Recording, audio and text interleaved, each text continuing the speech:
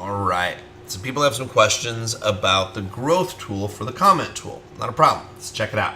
So new growth tool. So let's just say, for example, you already set the keyword up for risk, right? You're talking about risk. So a keyword being messaged into Messenger is one thing. It's completely different if someone leaves a keyword on a comment of a post, okay? So if people send in a message risk, it's great. You can set up your own sequence there for that keyword. But if you want to get people over to that risk sequence by leaving a comment, you want to click on Facebook comments. You'll select a post in a minute. But when do you want a user leaves a comment, send them a message right after they type the word risk? Do you want it right after? Is it a couple of seconds? Is it a couple of minutes? You get to set that, right?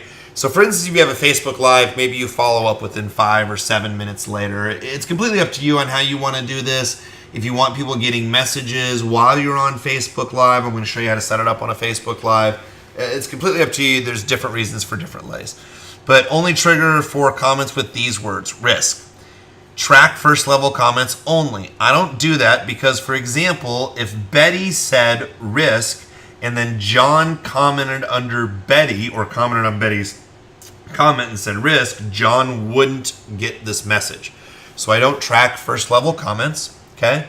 I type in the word in here or a couple of different ways that it may be misspelled. They can see capitalization, okay, or they recognize capitalization.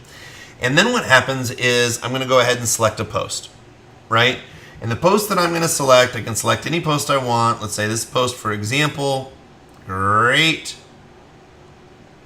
All right, so I'm going to confirm that I'm going to tell people in my video, always make sure it's part of your language. It says, oh yeah, by the way, if you write the keyword risk down below in the comment section, our page will automatically follow up with you with the next steps. Please follow up the next steps. So what happens is these are the next steps. Click on next. So we want to always recognize where the person's coming from. Hi, John. I noticed that you were just watching our video on risk. To take the next steps, watched video on risk. To take the next steps, we want to make sure you're here. We want to make sure you want to receive this message. We're about to misspell later. This message. Just type, because you got to type the keyword one more time. So just type and do it like this. Risk. Load this message to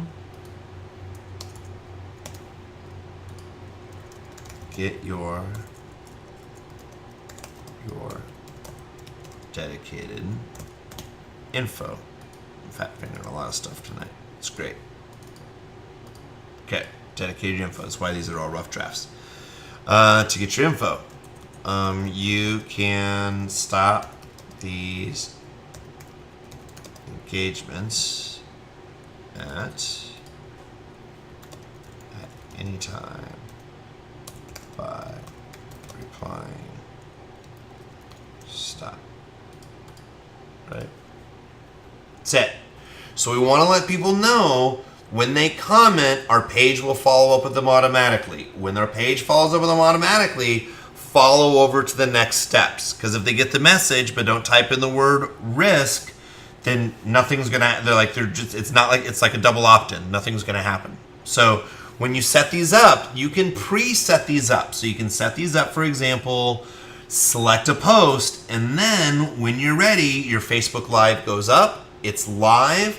Once your Facebook's live, you come back in the tool, you select change post. So again, maybe your Facebook Live's up for just a minute.